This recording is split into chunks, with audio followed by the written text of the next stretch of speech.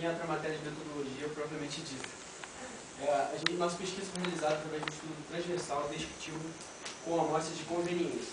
A amostra de conveniência foi realizada porque quando as mulheres chegavam ao posto de saúde, elas respondiam ao nosso questionário.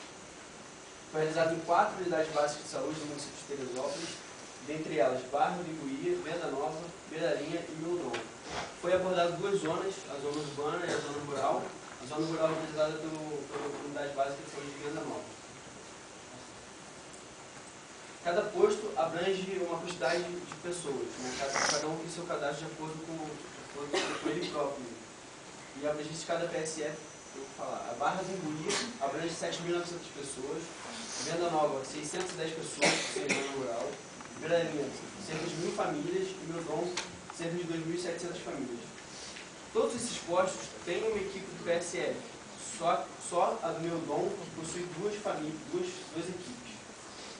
Nós desenvolvemos 2 questionários, um questionário para investigar os profissionais e outro para investigar as mulheres. Um investigou 40 profissionais e o outro investigou 100 mulheres. A coleta de dados foi realizada entre o dia 19 de abril a 3 de maio de 2007. Ressaltando aqui que as mulheres entrevistadas foram mulheres apenas em união.